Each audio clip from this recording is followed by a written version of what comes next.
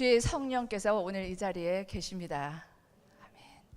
아멘. 우리가 사도행전을 말씀으로 저희들이 같이 듣고 베이직교회에서 듣고 있습니다. 이 사도행전은 성령행전이라고 하죠. 제자들이 주님을 배신하였다가 이제 부활의 주님을 만나고 난 다음에 만나게 됩니다. 이제 내가 성령을 너에게 주리니 그 성령이 임하기까지 너희는 있으라 했을 때 성령이 임하였고, 성령이 임하자 어떻게 됐습니까? 그 기쁨과 즐거움과 복음을 깨닫고 이제 그것을 가만히 있지 못하고 증거하게 됩니다. 13장에도 보면 교회가 안디옥 교회가 금식하고 기도하여 바울과 바나바를 이제 파송을 하게 됩니다. 우리가 베이직 교회에 그 편한 자리가 있잖아요. 또 조종민 목사님과 다 같이 우리가 모여서 초막 하나에 같이 모여서 예배드리고 같이 말씀 묵상하고 그러면 참 좋겠는데 왜 이렇게 불편하게 이 공동체별로 이렇게 떨어져서 예배를 드릴까요? 왜 우리가 여기에 함께 모여서 같이 이렇게 모여 있으면 좋겠는데 다른 공동체와 함께, 그런데 하나님께서 왜 우리를 이렇게 또 떨어뜨려서 보내어 주셨을까요? 이것은 베이직 교회에서 원함이 아니라 하나님께서 성령 행전을 통하여 우리에게 메시지를 주시면 너희도 이렇게 살라라고 하여 주시는 것을 믿습니다. 불편하고 두렵고 또 무엇 하려는지 모르고 여기가 어딘지도 모르고 갈 바를 알지 못하고 와야 되기도 합니다. 우리 교회 성도님들이 너무 착하고 좋으세요. 그래서 교회에서 이렇게 한다 그러면 그렇게 다 순종하고 하십니다. 하나님께서 이렇게 공동체별을 흩어지게 하시고 베이직 교회를 하시면은 주의 뜻이 있다라고 믿습니다. 그것은 성령을 따라 사도들이 흩어져서 복음을 전한 것처럼 저희들에게도 이 시대에 이렇게 살라라고 하는 메시지를 저희들 하나님이 이렇게 공동체로 모이게 하시고, 여기서도 모였지만 또 일상생활에서는 어떠합니까? 하나님이 보내신 장소로 저희들이 가야 되는, 주의 복음을 받은, 주의 성령을 받은 자들인 것을 믿습니다. 지난주에는 이 바울과 바나바가 한 곳에 가게 됐습니다. 이 비시디아 안디옥이라는 곳에 가게 됐어요. 거기에서 이제 안식일에 회당을 갔더니 말씀을 전하라고 초청을 받았어요. 거기에서 바울이 이제 조상 때부터 있었던 얘기들을 합니다. 바울도 유대인이었어요. 유대인이 모인 곳이 회당이죠. 거기에서 이 출애굽할 때 하나님이 함께하였고, 그리고 다윗을 통하여 정직하고 내 마음이 흡족한 자를 통하여 내가 그를 통하여 약속하여 이 구원을 이루도록 마음에 맞는 자를 통하여 이새의 뿌리에서, 그래서 예수 그리스도가 나게 하였다. 그가 보니 죄가 없었어. 그런데 이 유대인 쪽에서 이 유대인인 우리가 예수 그리스도가 누구인지 알지 못하는데 죄가 없는데도 그를 죽였고, 그런데 그가 부활하여서 이제 보니 우리가 그렇게 조상 때부터 믿고 알아오던, 출애굽 때부터 얘기되어졌던 그 메시아, 우리가 기다리던 메시아가 바로 그 예수이시더라. 그 일에 우리가 증인이야 라고 얘기를 하게 됩니다. 그 일이 지난 시간에 있었던 사건들이에요. 그리고 이제 42절부터 이제 그들이 그 말씀을 듣고 나자 이제는 예수님을 믿는 자마다 의롭게 된다라는 말씀을 듣고 나니 이제 42절과 43절에 사건이 일어납니다. 우리 다 같이 한번 읽을까요? 그들이 나갈새 사람들이 청하되 다음 안식일에도 이 말씀을 하라 하더라. 회당의 모임이 끝난 후에 유대인과 유대교에 입교한 경건한 사람들이 많이 바울과 바나바를 따르니 두 사다가 더불어 말하고 항상 하나님의 은혜 가운데 있으라 권하니라. 그렇습니다. 여기에서 이제 유대교와 유대교에 입교한 경건한 사람들이 바울의 말을 더 듣기를 원하고 다음 주에도, 다음 안식일에도 와서 말씀을 전해 달라고 얘기를 합니다. 여기서 사람들이 청한다는 것은 그냥 한번 와서 해주세요 하고 끝난 것이 아니에요. 여기 헬라어로 보면 거듭거듭 청한 것입니다. 주의 말씀에 능력이 있을 때에 거듭 청하여 이제 다시 한 번 더 말씀을 달라고 하고 43절에는 이렇게 주일 예배처럼 그 회당 모임이 끝난 이후에 여기에 유대인들뿐만 아니라 유대교에 입교한 경건한 사람들이 많이 바울과 바나바를 따르는 일이 생겨요. 여기서 유대교에 입교한 경건한 사람들이라 하면 이방인이에요. 이방인인데 내가 모세의 율법을 따르고 할례를 받고 이제는 그 메시아 기다리는 거 그건 내가 하겠습니다고 결정한 사람들이에요. 그 사람들이 이제 말씀을 듣기 위해서 또 바나바와 사울을 지금 바울을 따르겠다라고 여기서 얘기합니다. 그러자 바울은 여기서 이렇게 얘기를 해요. 항상 하나님의 은혜 가운데 있으라고 권합니다. 이들에게 있어서 왜 이들이 유대인들도 그렇고요, 유대인으로 살기로 작정한 사람들, 그게 진리인 줄 알고 온 사람들이 바울이 얘기하는 예수를 따르기로 작정하고 그 말씀을 듣기를 원할까요? 그 시대는 어떠냐면 유대인이긴 하고 유대교에 들어오긴 왔는데 이 율법을 다 잘 지킬 수가 없는 거예요.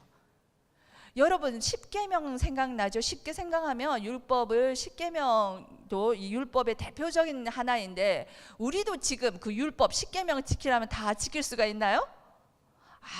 어려워요. 그 어려워서 예수 처음 믿고 나면 이 십계명 지키려면 마음이 어려워요. 부모 공경하라. 5월 이 어버이 날도 있고 이 감사의 달이지만 감사하고 살지도 못하고 부모 공경하지 못하고 늘 죄스러운 마음에 살기도 하고 거짓말하지 말라. 뭐 남의 거 훔치지 말라.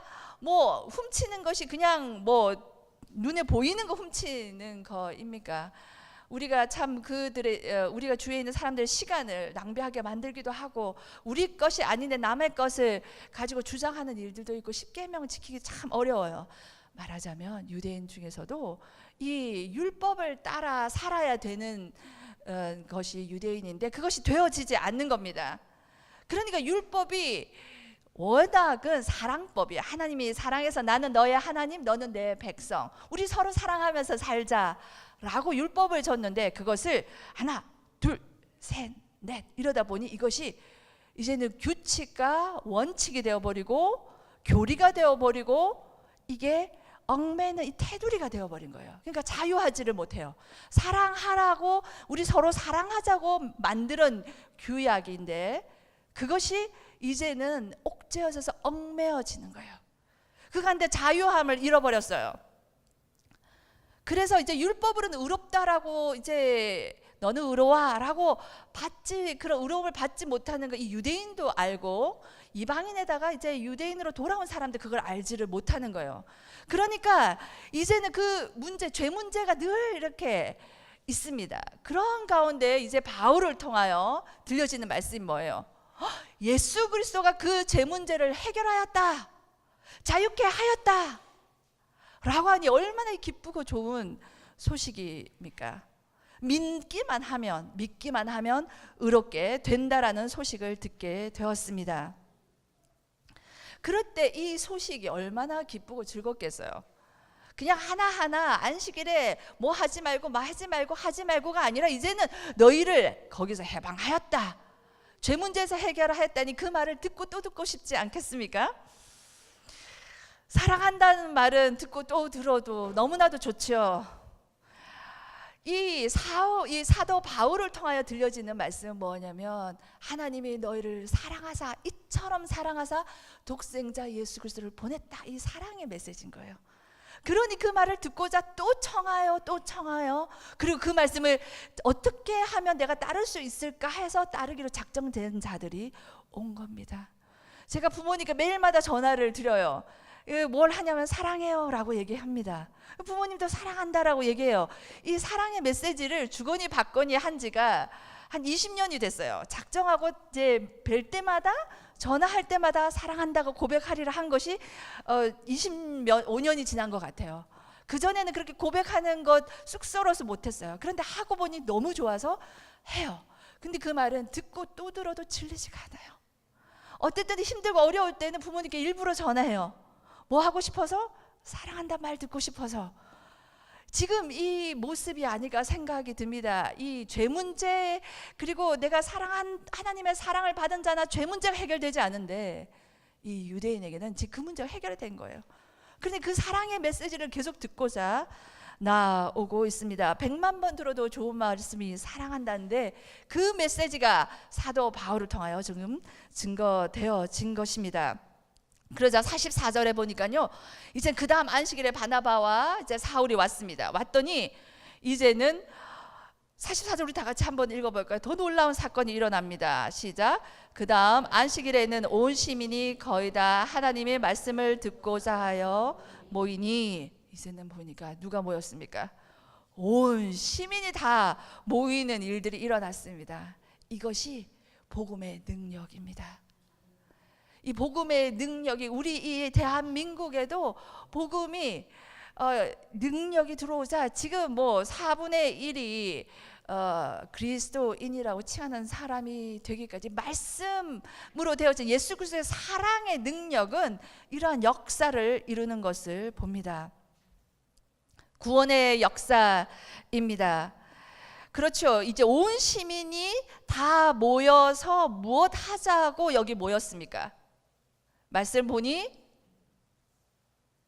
하나님의 말씀을 듣고자 모였습니다. 이 온 시민이라고 하면 그 지역이요, 이방 땅이에요. 유대인들이, 흩어진 유대인들이 살고는 있었어요. 그러나 거기에는 많은 예수를 알지 못하는 자들이고 경건 훈련이 되어지지도 않은 자들이며, 그리고 죄 문제도 다 해결되지 않은 자들이 거기에 왔어요. 그런데 이제 복음을 듣고자 온 거예요. 유대인 입장에서는 어때요? 같이 하고 싶은 사람이에요? 아니에요. 살아온 삶의 태도도 다르고요, 그리고 이 모습도 다르고 격도 달라요. 그런데 복음은, 하나님의 말씀은 그 벽을 허무는 것입니다. 그것이 여기에 기록이 되어 있어요. 그렇습니다. 사람이 모이는 건요, 이 교회의 프로그램으로 되어지지 않아요. 어떤 행사로 되어지지 않아요. 사람이 바뀌고 그 복음이 능력이 되는 것은 교회의 행사와 그리고 모임, 우리의 교제로 되어지지 않는 것을 믿으시기 바랍니다. 하나님의 말씀, 주의 말씀이 능력이 있는 것을 믿습니다.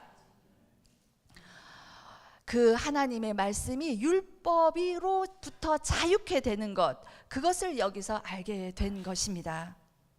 그래서 항상 하나님 은혜 가운데 있으라라고 하자, 그 은혜가 무엇인지 알고자 여기에 모인 것이에요.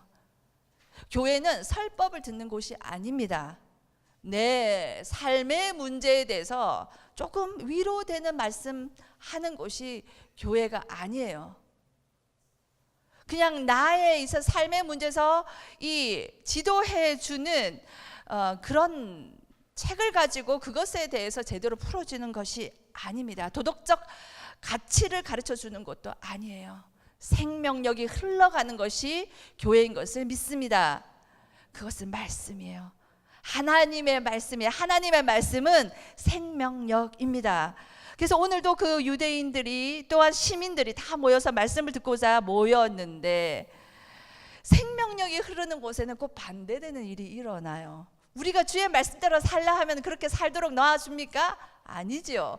복음을 전할 때, 제대로 전하려고 할 때 전해집니까? 아닙니다. 여기에 보니 45절에 일들이 일어납니다. 같이 읽겠습니다. 유대인들이 그 무리를 보고 시기가 가득하여 바울이 말한 것을 반박하고 비방하거늘. 그렇습니다. 여기에 유대인들이, 여기 바나바와 바울이 말씀을 전하자 시기가 가득한데, 무엇 때문에 시기가 가득하였다라고 말씀하고 있습니까?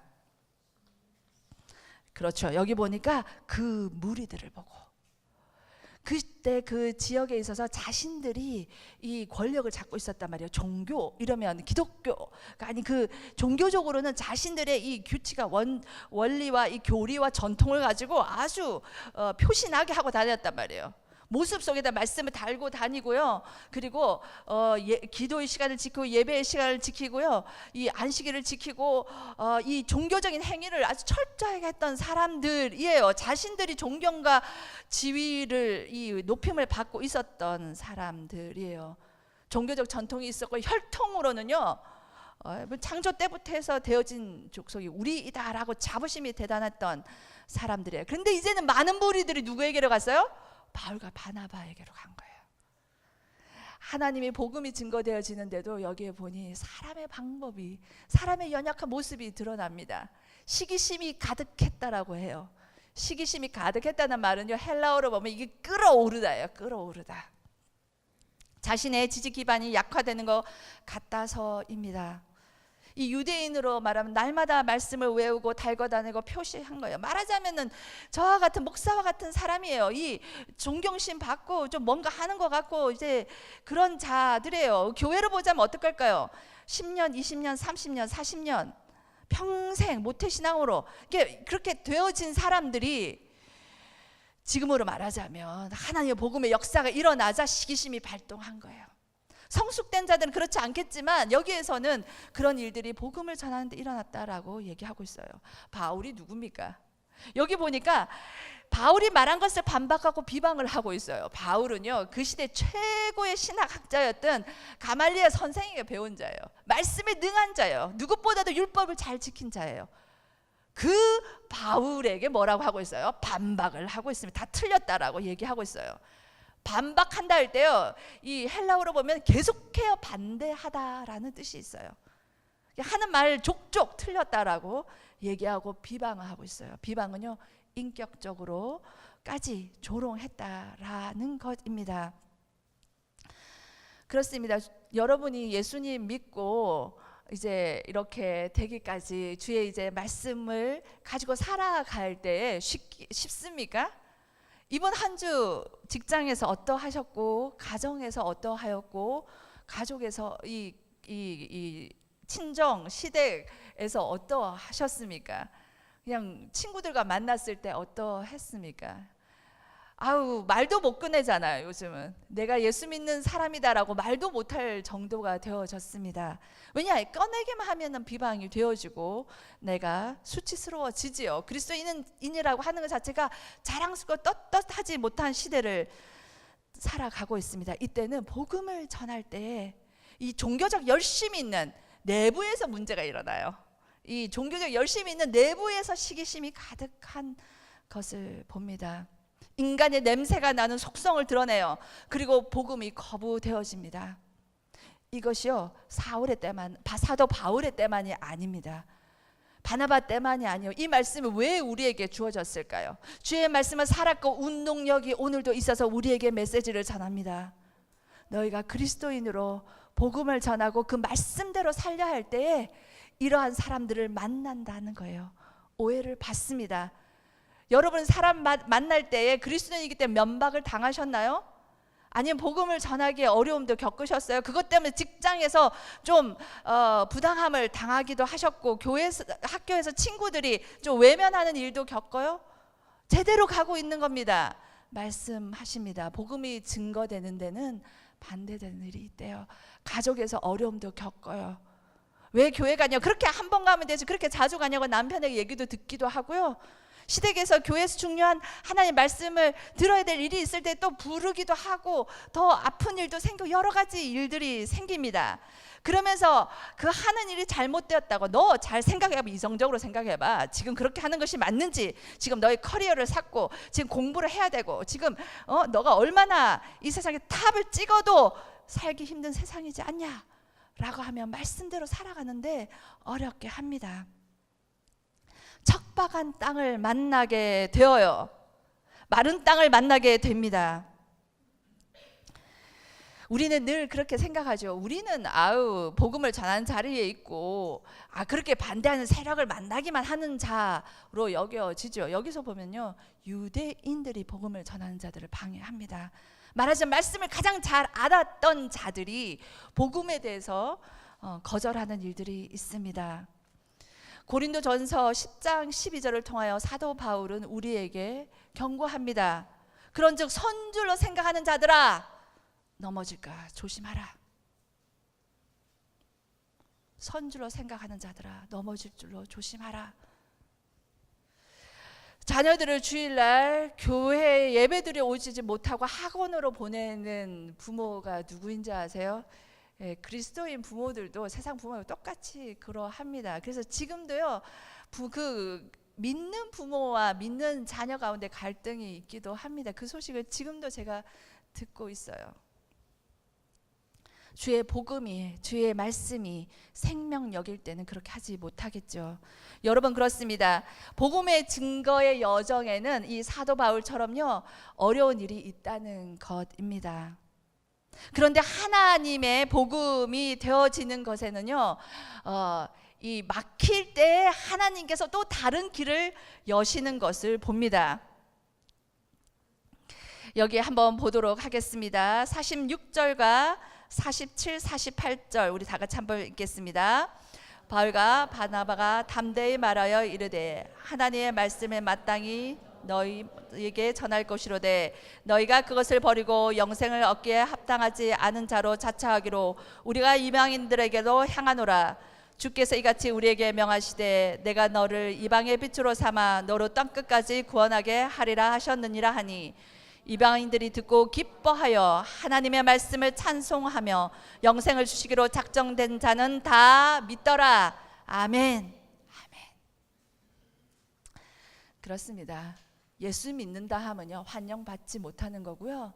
그리고 무시당하고 외면당하는 일 옵니다. 여러분, 그 말씀이 그렇게 해주고 있어요. 내가 예수 안 믿는다 아무리 가리고 있어도요, 생명력이 내 안에 있으면 툭툭 나올 수밖에 없어요. 해보십시오. 그냥 가만히 모른 척하고 있을 수 있나? 언젠가는 옆에 있는 직장 동료가 알게 되고요, 후배가 알게 되어 있어요. 진정한 생명력이 있다면 툭툭 나오게 되고 있습니다. 여기 사도 바울은 어떻게 됩니까? 시기심이 가득하여 반박당하고 면박을 당하도 어떻게 해요? 더 담대히 복음을 전합니다. 그리고 유대인들이 그것에 대해서 반대하니까 무슨 길이 열려요? 이방인들의 길이 열리는 일들이 여기서 일어나고 있습니다. 척박한 땅이었던 이방인이에요. 이방인들이 하나님의 말씀을 알지도 못하고 무지했었어요. 그런데 그 땅이 이제 열려지고 있습니다. 이 사도 바울은 어마무지한 일을 겪고 있는 것은 자신이 이방인에게 이렇게 복음을 전하는 일을 하게 되려는 걸 상상도 못했어요. 그런 사람을 잡아 죽이던 사람이었단 말이에요. 그런데 여러분, 여기에 있는 47절에 있는 말씀은요, 이사야서 49장 6절에 있는 말씀이에요. 예수 그리스도로 말미암아 이방인들에게 복음이 증거될 걸 얘기하시는 거예요. 근데 그거를 지금 누가 하고 있어요? 이사야는 수천 년 전에 있었던 선지자란 말이에요. 그걸 통해서 하나님이 예언한 거를 누가 지금 이루어오고 있어요? 사도 바울이 그 예언을 이루는 그 자리에 있는 거예요. 이 놀라운 일이 일어납니다. 하나님이요, 우리 인생 가운데 예수 믿고 살다가 길이 막혀지나 복음을 전하다가 낙심하지 마세요. 하나님께서 놀랍게 다른 길을 여십니다. 하나님께서는요, 이 고난이 여러분 올 때는요, 고난은 또 그 다음에 하나님께서 문을 여시는 사인이신 걸 믿으시길 바랍니다. 바울은 이사야를 통해서 말씀한 것, 그것을 사실은 유대인들이 다 외웠거든요. 다 외우고 있었기 때문에 지금 이렇게 툭 하고 나온 거예요. 이 외운 말씀, 이 예언이 지금 눈앞에서, 자기 눈앞에서 이루어진 것을 목도하고 있는 것입니다. 이방인들을 통하여 놀라운 구원을 이루실 거래, 그 사건을 지금 눈앞에서 보고 있는 거예요. 그 은혜를 사도 바울은 누리고 있는 거예요. 여러분, 우리가 예수 믿고 살아가면서 복음을 증거하고 예수 그리스도인으로 살아갈 때요, 우리가 하나님 기대합시다. 하나님께서 어떤 일을 어떻게 이루실지 몰라요. 말씀에 어떤 일을 이루실지 모른다는 거예요. 내 부모가 이때 딱 주님께 돌아오면 좋겠는데, 아니 그렇게 나 연세가 드셨어도 복음을 받아들이지 않는단 말이에요. 그뿐만 아니라 지금도 뭐 이런저런 일들로 더 힘들게 한단 말이에요. 그럴 때 낙심하지 마세요. 내 자녀에게 좀 이렇게 하라니 그건 엄마 거지, 나한테 강요하지 마. 라고 하게 돼요. 그 마음이 무너져 내려요. 그러나 여러분 낙심하지 마세요. 하나님께서 언제 어떻게 문을 여실지 모릅니다. 그렇게 말씀하십니다. 우리 같이 한번 이사야서 말씀을 같이 한번 봤으면 좋겠습니다. 이사야서 말씀 62장 4절의 말씀입니다. 이사야서 62장 4절 4절과 5절 같이 한번 읽겠습니다. 다시는 너를 버림받은 자라 부르지 아니하며 다시는 내 땅을 황무지라 부르지 아니하고 오직 너를 헵시바라 하며 내 땅을 뷸라라 하리니 이는 여호와께서 너를 기뻐하실 것이며 내 땅이 결혼한 것처럼 될 것임이라. 마치 청년이 처녀와 결혼함 같이 내 아들들이 너를 취하겠고 신랑이 신부를 기뻐함 같이 내 하나님이 너를 기뻐하시리라. 아멘. 아멘. 여기서 헵시바라 하면요, 나의 기쁨이 그대에게 있다예요. 뷸라라 함은 결혼한 여자를 말하고 있습니다.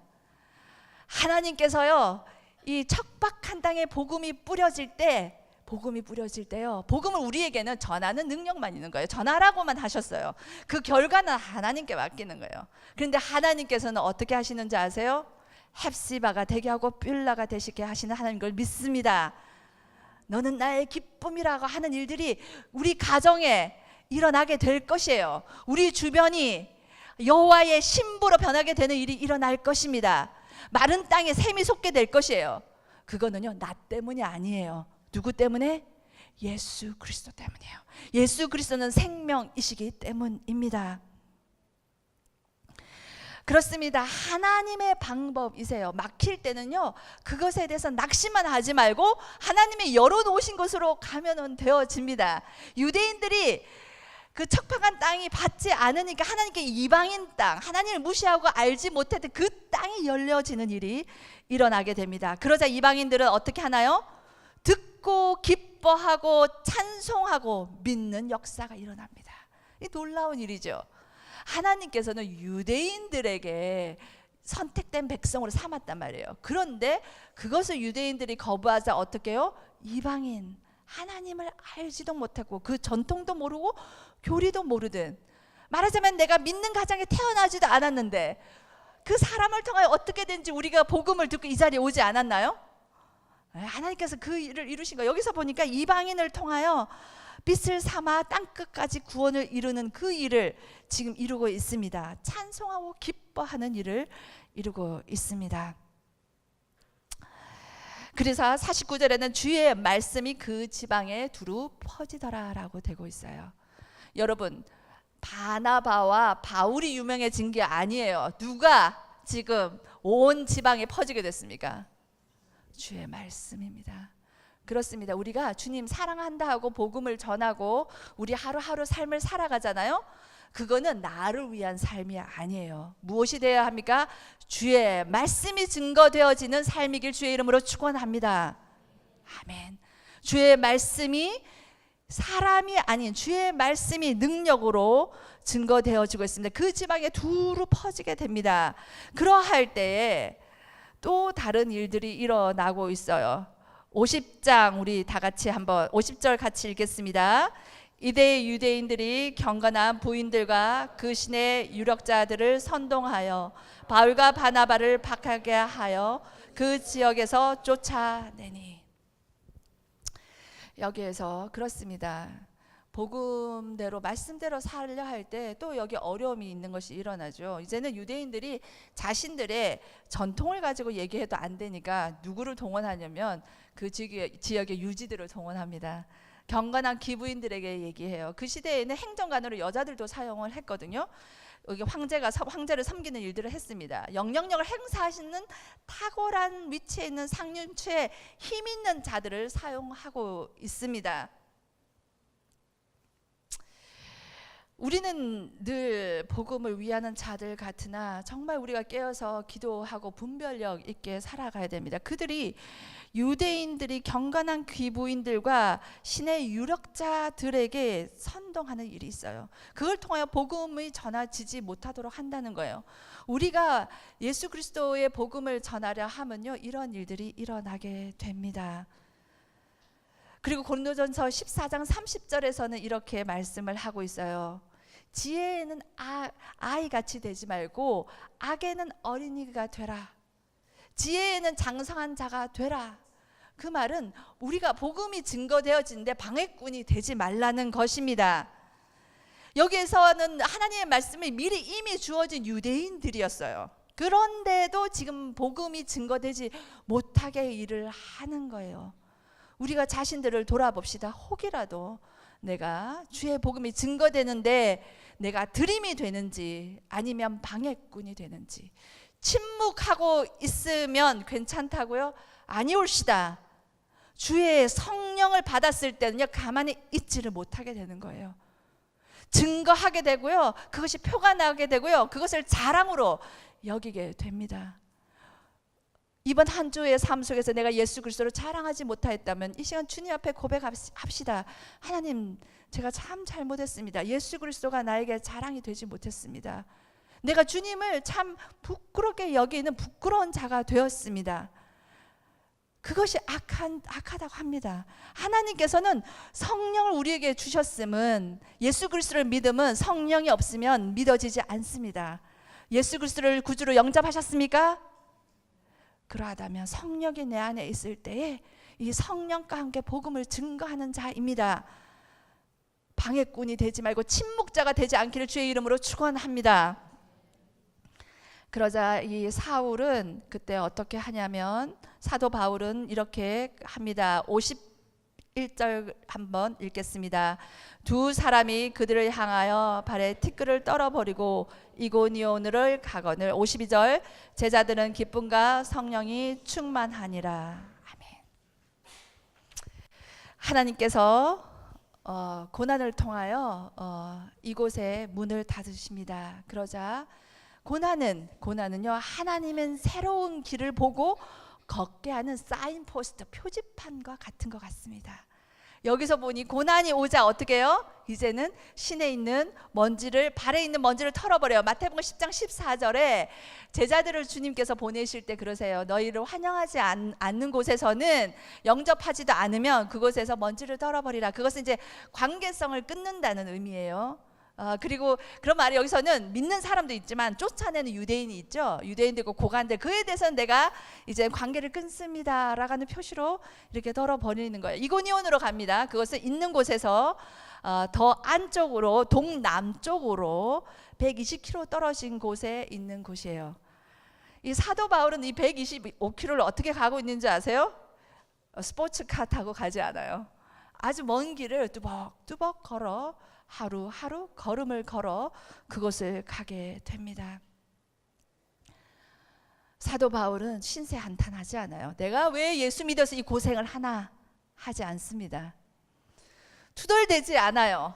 낙심하지도 않습니다. 내 인격이 상하였다고, 내 자존심이 상하였다라고 그렇게 말하지도 않습니다. 이것이 하나님의 뜻이 아닌가 봐 하고 그 길로 배 타고 다시 돌아오지도 않습니다.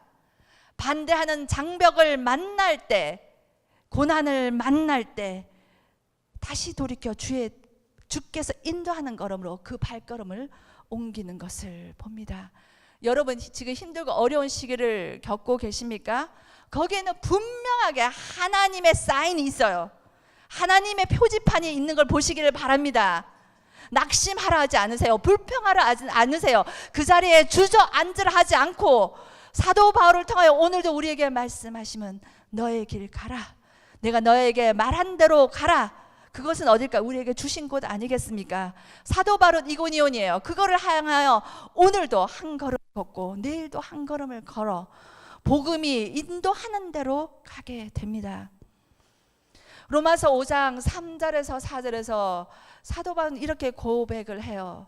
다만 이뿐이 아니라 우리가 환난 중에도 즐거워하나니 이는 환난은 인내를, 인내는 연단을, 연단은 소망을 이룰 줄을 알미라. 아멘. 하나님께서 우리가 인내함으로 오늘을 살아가고 내일을 살아갈 때에, 그것을 인내함으로 여러분 두신 자리에 갈 때에 하나님께서 소망을 이루실 줄로 믿습니다. 그러자 52절 다 같이 한번 읽겠습니다. 제자들은 기쁨과 성령이 충만하니라. 할렐루야. 여러분은 예수의 제자이십니까? 아니면 예수의 팬이십니까? 팬은 좋으면 막 따라가요. 막 즐겁게 그냥, 아시죠? 사생팬. 그러나 그것은 인기 떨어지면 없어지게 되지만 주님은 우리를 제자로 부르셨습니다. 여기에 제자는요, 바울과 바나바가 복음을 전했을 때 따르기를 작정한 자들이에요. 그들에게는 뭐가 있다고요? 기쁨과 성령이 충만하는 그 결과를 하나님은 여기서 주세요. 사도 바울은 뒤를 돌아서 딴 길을 가야 했어요. 그러나 하나님이 남겨주신 흔적이에요. 복음의 흔적입니다. 말씀의 흔적입니다. 뭐예요? 기쁨과 성령에 충만한 사람들이 있게 됩니다. 우리의 인생 한 번 왔다가 가요. 얼마 남지 않아요. 저는 아직도 젊은 줄 알았는데 반백년이 지나 버렸습니다. 100세 시대라 해도 얼마 남지 않았어요. 주님을 알고 보니 너무 좋고 그 생명력이 너무나도 좋다면 오늘 한 주 살 때 기쁨으로 나아갑시다. 성령 충만함으로 나아갑시다. 그것이 예수 그리스도의 제자가 살아야 될 길이라고 오늘도 말씀하십니다. 그렇습니다. 이러하면 이 성령에 충만한 제자들, 기쁨에 충만한 제자들이 있으면 좀 좋은 일이 일어나면 좋겠잖아요. 그런데요, 14장에 가면 사도 바울에게는 더 고난의 일들이 일어나게 됩니다. 다음 주에도 보겠지만 2절에 보면요, 이방인들의 마음을 선동하여 유대인들이요, 5절과 6절에는 돌로 치고요, 죽게 만들고요, 그 다음에 죽은 줄 알고 19절에 보면은 끌고 나가는 일까지 겪어요. 여러분, 어려운 일들이 오게 될 겁니다. 그러나 하나님께서 누구를 두게 하신 줄 아세요? 우리 인생을 통하여 예수의 그리스도의 제자들이 일어나게 될 것을 믿습니다. 기쁨으로 성령에 충만하여. 그런 사람이 나오기 위해서는 어떠해야 될까요? 내가 예수 그리스도 말씀에 충만하시길 바랍니다. 성령에 충만하시길 바랍니다. 그러할 때 우리를 통하여 주 예수 그리스도가 드러나게 될 것을 믿습니다. 내가 약할 때에는 주님이 강해지십니다. 내가 약할 때 그리스도의 능력이 드러납니다. 사도 바울이요, 고난을 당하면 당할수록 예수 그리스도가 드러나고 주를 믿는 자들이 일어나게 됩니다. 우리 고린도후서 4장 17절에서 18절 말씀 같이 읽고 마치겠습니다. 고린도후서 4장 17절에서 18절 사도 바울의 고백입니다. 우리의 잠시 받는 환난에 경한 것이 지극히 크고 영원한 영광에 중한 것을 우리에게 이루려 함이니 우리를 돌아보는 것은 보이지 아니하는 것이요 보이지 아니하는 것이니 보이는 것은 잠깐이요 보이지 않는 것은 영원함이라. 그렇습니다. 오늘을 살아가고 또 한 주를 살아갈 때 눈에 보이는 것으로 낙심하지 마시고 영원한 생명 주님과 함께할 그 기쁨과 즐거움에 참여함으로 성령 충만함과 기쁨으로 살아가는 여러분 되시길 주의 이름으로 축원합니다. 다 같이 함께 기도하겠습니다. 기도할 때 하나님 그렇습니다. 하나님, 척박한 땅과 같은 이 나라, 또 우리 가정, 나의 삶이 헵시바라 뷸라라 하나님 그렇게 바뀌어지게 하여 주시옵소서. 하나님, 기쁨이 충만하고 성령에 충만한 그리스도의 능력을 가진 자로 또한 주님이 우리를 부르셨고 또 오늘 우리를 세상으로 보내실 때 그러한 삶 살겠습니다. 함께 기도하겠습니다. 사랑하는 주님, 참 감사합니다. 주님께서 오늘도 저희들을 부르시고 또 보내시는 것을 인하여 감사를 드립니다. 하나님, 우리를 헵시바라 뿔라로 부르셨고 결혼한 땅으로 부르셨사오니 하나님, 기쁨과 성령의 충만한 삶을 살게 하여 주시고 하나님, 여호와 기쁘심을 따라 살아가는 자 될 수 있도록 은혜를 더하여 주시옵소서. 사랑하는 주님, 참 감사합니다. 주의 복음은 살았고 운동력이 있는 것을 인하여 감사를 드립니다. 그 생명력을 우리 가운데 주셔서 참 감사합니다. 예수 그리스도가 우리가 있기에, 우리 속에 있기에 우리가 그것을 증거하는 살아가게 하시니 감사합니다. 하나님, 복음을 부끄럽게 여기지 않게 하여 주십시오. 복음을 또한 하나님 해방하는 자로의 삶을 살지 않도록 주님 지키시고 보호하여 주시옵소서. 하나님, 그 예수 그리스도의 생명력이 나에게 있어 주의 증거하는 삶 살게 하여 주시옵소서. 증거할 때 하나님, 어려움과 고난이 온다 할지라도 낙심하지 않겠습니다. 하나님 예수 그리스도의 제자로 부르셨사오니 기쁨과 성령의 충만함으로 살겠습니다. 주님 도와주시옵소서. 주님 우리를 부르셨고 하나님 아버지 공동체로 부르셨고 이제 또한 우리를 보내사 세상 가운데 빛되라 소금 되라 하시니 우리 가겠습니다. 성령의 충만함을 입어 하나님 그곳에서 예수 그리스도를 증거하는 자 되게 하여 주시옵소서. 그리하여 우리가 서는 곳마다 헵시바가 되게 하시고 뷸라가 되게 하셔서 황무지가 변하여 생수가 흐르는 곳 되게 하여 주시옵소서. 이제는 예수 그리스도를 주님으로 받아 생명력 있게 이 세상 가운데 빛과 소금으로 살아가기를 소원하는 모든 성도들과 동행하시는 예수 그리스도의 은혜와 하나님의 사랑과 성령의 충만하신 은혜와 함께 동행하심이 우리와 함께 하셔서 예수 그리스도의 능력으로 힘있게 능있게 살아가도록 좋으시는 주의 은혜가 주의 성도들 머리에 지금부터 영원토록 함께 있을지어다. 아멘.